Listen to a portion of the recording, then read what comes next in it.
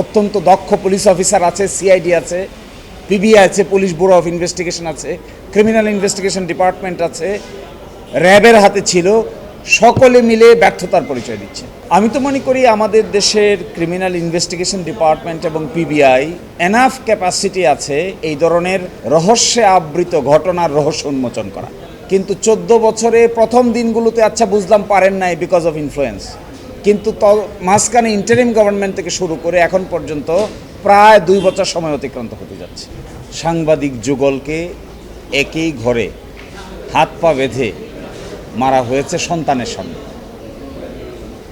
কিন্তু আজ প্রায় 14 বছর হয়ে গেল তার কোনো রহস্য আমাদের দেশের আইনশৃঙ্খলা বাহিনী উদ্ঘাটন করতে পারছে না। আমার বিবেচনায় এর চাইতে বড় ফেইলিয়ার এবং ব্যর্থতা জগতে আর দ্বিতীয়টি থাকতে পারে না। যে কারণেই হোক, আমাদের দেশের অপরিপক্কতা অথবা ইনভেস্টিগেশন এজেন্সির অদক্ষতা অথবা পলিটিক্যাল ইনফ্লুয়েন্স, যে কারণকে আমরা দায়ী করি না কেন, ফ্যাক্ট হলো এই রহস্য উদ্ঘাটন আজও তারা করতে পারে নাই। তৃতীয়বার টাস্কফোর্স গঠন করার পরে যে সময় নেওয়া হয়েছে, আজকে এসে তারা রিপোর্ট দিয়ে বলছেন যে আরও অমুক অমুক অমুক অমুককে জিজ্ঞাসা করতে হবে। যাদেরকে জিজ্ঞাসা করতে হবে তারা বলছেন তাদেরকে আসলে জিজ্ঞাসা করা সম্ভব না, কারণ তারা মিসিং, তারা দেশে নাই, তাদেরকে খুঁজে পাচ্ছেন না। আমরা আপনারা সবাই তাদের নাম জানি। পট পরিবর্তনের পরে যে লোকগুলোর সঙ্গে তারা কথা বলবেন বলে ইন্ডিকেট করেছেন প্রোগ্রেস রিপোর্টে, সেই লোকগুলো বাংলাদেশের জুরিসডিকশনের মধ্যে আর নাই। তাহলে কি তদন্তের রেজাল্ট ততক্ষণ হবে না যতক্ষণ পর্যন্ত তাদের পাওয়া যাবে না? যাদের কথা তারা এখানে বলছেন তারা তৎকালীন হোম মিনিস্টারের সঙ্গে তারা কথা বলতে চান, তৎকালীন আইজিপির সঙ্গে তারা কথা বলতে চান, তৎকালীন র্যাবের ডিজির সঙ্গে তারা কথা বলতে চান, তৎকালীন একজন আপনাদেরই একজন বিখ্যাত সাংবাদিকের সঙ্গে তারা কথা বলতে চান। এই যে কথা বলতে চান, তারা তো মিসিং, তারা তো নাই, তারা তো বাংলাদেশের সীমার মধ্যে নাই। এবং 4-5টা জায়গায় তারা কতগুলো না না না না বলেছেন, তার সবটুকু আমি এখন বলতে পারছি না। তার মধ্যে উল্লেখযোগ্য বলেছেন যে তারা এখনো মোটিভ খুঁজে পান নাই, ক্লু খুঁজে পান নাই কেন তাদেরকে হত্যা করা হলো। দাম্পত্য কলহ বলছেন না, ব্যবসায়িক দ্বন্দ্ব বলছেন না, পেশাজীবী কোনো কাজ বলছেন না, জমিজমার কোনো বিষয় বলছেন না। তাহলে কি?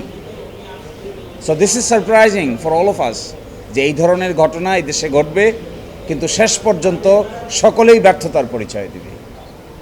This is appalling, surprising, heart pouring, painful. এই ধরনের ঘটনা এই দেশে ঘটার পরে যদি ইম্পিউনিটি আমরা দিয়ে দেই, অদক্ষতার কারণেই হোক আর রাজনৈতিক প্রভাবের কারণেই হোক, এই ধরনের ঘটনাকে যদি মার্জনা আকারে দেখা হয়, শেষ পর্যন্ত যদি উদ্ঘাটন করা না হয়, তাহলে আমাদের দেশের বিচারিক সিস্টেম, তদন্ত সিস্টেম একটা ফেইলিওর কর্মকাণ্ড হিসেবে প্রমাণিত হবে। এখানে অত্যন্ত দক্ষ পুলিশ অফিসার আছে, সিআইডি আছে, পিবিআই আছে, পুলিশ ব্যুরো অফ ইনভেস্টিগেশন আছে, ক্রিমিনাল ইনভেস্টিগেশন ডিপার্টমেন্ট আছে, র্যাবের হাতে ছিল, সকলে মিলে ব্যর্থতার পরিচয় দিচ্ছে। কেউই তা উদ্ঘাটন করতে পারছেন না। তাহলে বিষয়টা কি? এমনি মরে গেছেন তারা? একজন আরেকজনকে বেঁধে মেরেছেন? একজন তো হাত পা বাঁধা ছিলেন। কে কাকে বেঁধেছেন? কারা বেঁধেছে? এবং আরও আশ্চর্যজনক, 2-3 জন মানুষকে এখনও জেলে রেখেছে, যারা প্রায় 9, 10, 11 বছর ধরে জেলে আছে। এরকম লোক আছে, তাদের ব্যাপারে কোনো ইনভেস্টিগেশনের আপডেট নাই, কিন্তু তারা জেলে আছে। আমরা যার পক্ষ হয়ে অবলম্বন করি, এই মামলার ইনফরমেন্ট, তিনি আমাদেরকে বলেছেন যে তারা কোনো নিরপরাধ মানুষকে জেলে এভাবে পড়ে থাকতে দেখতে চান না। তারা মনে করেন তাদের মামলার কারণে কোনো নিরপরাধ মানুষ যেন হয়রানি না হয়। কিন্তু এই যে উদ্ঘাটন করতে পারছেন না, এই জন্য দে আর ভেরি অ্যাংশাস, উদ্বিগ্ন এবং অনেকটা হতাশ। এই অর্থে হতাশ যে তাহলে কি আর বিচার পাওয়া গেল না? আজকেও সন্তান ম্যাগ সে কল করে বলেছে যে তাহলে তারপরে কি, এরপরে কি হিসেবে যেটা ধরা পড়ছে সেটা হলো আমরা সবাই মিলে একটা ব্যর্থতার দিকে অগ্রসর হচ্ছি। তারপরেও আমরা এক্সপেক্ট করব আগামী যে 6 মাস সময় দিয়েছেন, যাদের সঙ্গে কথা বলবেন বলেছেন, তাদেরকে তো 6 মাসের মধ্যে বাংলাদেশে পাওয়ার কোনো সম্ভাবনা আমি দেখছি না। কোথায় পাবেন তৎকালীন আইজিপিকে, কোথায় পাবেন র্যাবের ডিজিকে, কোথায় পাবেন তৎকালীন হোম মিনিস্টারকে?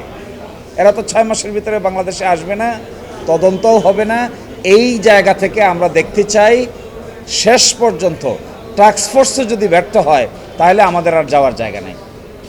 এত হাই পাওয়ারের 5 সদস্য বিশিষ্ট টাস্কফোর্স, তো আমাদের এক্সপেকটেশন থাকবে অ্যাটর্নি জেনারেলের অফিস আজকে তাদেরকে ডিফেন্ড করে যে বক্তব্য দিয়েছেন এটি তারা আগামী 6 মাসের ভিতরে কার্যে পরিণত করে দেখাবেন, তাহলে আমরা আশাবাদী হব। অন্যথায় হতাশা ছাড়া সামনে আর কিছুই বাকি নেই।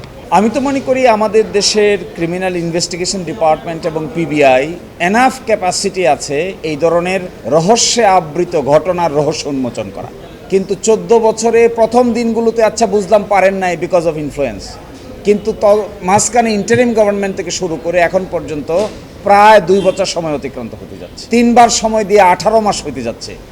তাতেও যদি উন্মুক্ত করতে না পারেন তাহলে তো ধরে নিতে হবে হয় ক্যাপাসিটি নাই আর না হয় চান না। এর দুটোর বাইরে আমি আর কোনো ব্যাখ্যা বিশ্লেষণ খুঁজে পাই না। ইনভেস্টিগেশন যদি শেষ করতে না পারেন তাহলে যারা ইনভেস্টিগেশনের কাজের সঙ্গে যুক্ত আছেন, যাদের নেগলিজেন্স আমরা বুঝতে পারবো, তাদের বিরুদ্ধে ডিপার্টমেন্টাল প্রসিডিং ড্র করার দরখাস্ত দিব।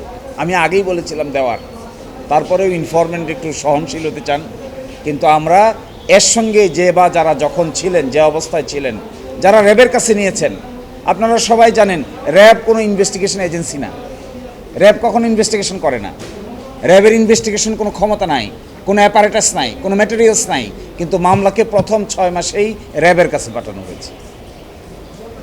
তো হাউ ফানি ইজ দিস? একটা ক্রিমিনাল ইনভেস্টিগেশন র্যাব করবে?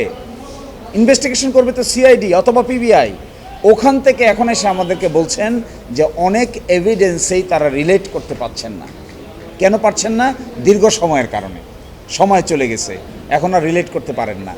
আমরা নেগলিজেন্স যদি থাকে তাহলে we will file an application against them to take departmental proceeding against the concern police officer.